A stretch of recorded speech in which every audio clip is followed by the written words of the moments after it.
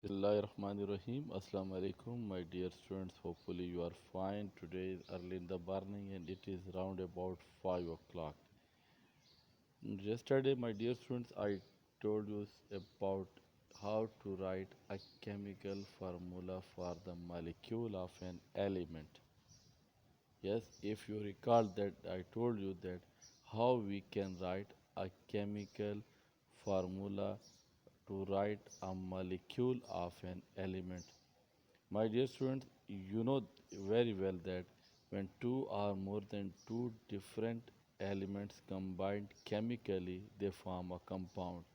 And the short and the basic unit which represents the structure of compound is called as molecule of that compound. It means that if we are talking about molecule, we have two types of molecule. First molecule is that first type of molecule is that in which we represent an element in which two or more than two atoms of same elements combine and give one molecule of that element. But if we are talking about the molecule of a compound, we know that there are two or more than two different atoms of different elements combined chemically and give one molecule of that compound. So yesterday I told you that how to write a chemical formula of an element, but today we are supposed to discuss that uh, how we can write a chemical formula of a compound. But in this context, it is I will make it clear that today we are just focused on the chemical formula of an positive and negative ion, and that ions consist of only one atom. You know, my dear students, that if two or more than two atoms have some, yeah, we can say that group of atom have some charge, this is called as radical. So today we are going just to deal with the ionic ion, means positive or negative ion. Now our basic topic is our basic focus is how to write a chemical formula. It, for this purpose, we use crossover method.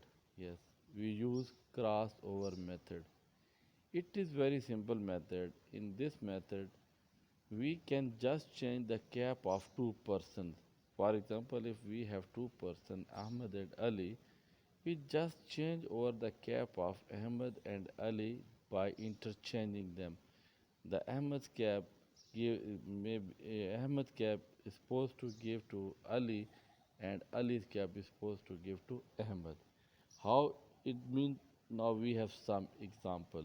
Let us consider an example of magnesium chloride. Now, my dear student, make it clear that magnesium is one element and chlorine is second element. Both both have simple single atom. Yeah, both are single ion.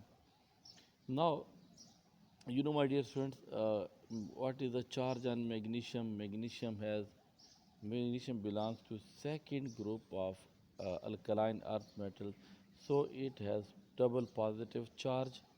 And chlorine belongs to halogens, so it has -1 charge. Now, here I, I again recall the concept of valency just for viewer convenience. That what is valency? Valency is actually the charge on the number or the charge on an atom, that how much bond it can form. The number of bond an atom can form is its valency. So magnesium has two positive ion, chlorine has one negative ion. Now by crossover, what it means that we have to change the charge of magnesium and chlorine with each other, or in simple words we can say that we can interchange the charge of both ions. So, and how we write? We write the charge of both ions as a subscript. So magnesium has two positive. it is it can be given to chlorine, and chlorine has become Cl2. And what is the charge of chlorine? It is minus 1. Minus 1 is supposed to give to magnesium, but we can't write 1 as a subscript because it is understood that if there is no subscript, it means that it has 1. So formula is clear. Our formula is magnesium chloride MgCl2. Now let us take another example, calcium oxide. Here calcium has also double positive charge and oxygen has two negative charge. So we are supposed to write the chemical formula of calcium oxide by cross over their charges. Means the charge of calcium is given to oxygen and charge of oxygen is given to calcium. Now when we are supposed to write their charges, we write the charges as their subscript. So it can be written as like that. Now look at this point. In last example, we have magnesium chloride like that. Magnesium has one subscript and chlorine has two subscript, and they are neither simplified by any number. They are not more they are not supposed to be simplified furthermore. But here calcium and oxygen both have 2 as a subscript and they are cancelled by a single digit 2. So they are cancelled and we have like this 1 and 1 because both the number 2 are cancelled by 2 are divisible by 2. So once again 1 cannot be write as a subscript, so we have to remove them and we have formula CaO. This is the formula of calcium oxide. Let us take another example of chromium sulfide.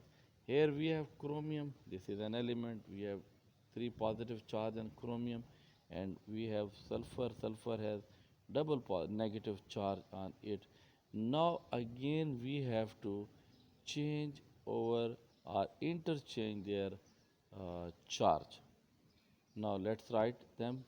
Now I simply change their charges and we get like that chromium charge is given to sulfur and sulfur charge is supposed to given to chromium. Now you see that both the numbers cannot be simplified or further simplified by any number because 2 and 3 are two different numbers and they are not further simplified by any other number. So your final formula is Cr2S3. Let us take the final example of palladium oxide. You know what is the charge on palladium? Palladium has 4 positive charge and oxide is basically oxygen and oxygen has 2 negative charge. Once again we have to use the crossover formula and we have to interchange the valency of palladium and oxygen among each other. So palladium charge is given to oxygen and similarly oxygen charge is handed over to palladium. So what is the output? Like we have Pd2O4. Now again look at this point. The both numbers 2 and 4 are further simplified by 2, so we can use it and we can have PdO2. Why we didn't write 1, as I make it clear 3 to 4 times, that if we have subscript 1 we are not supposed to write it.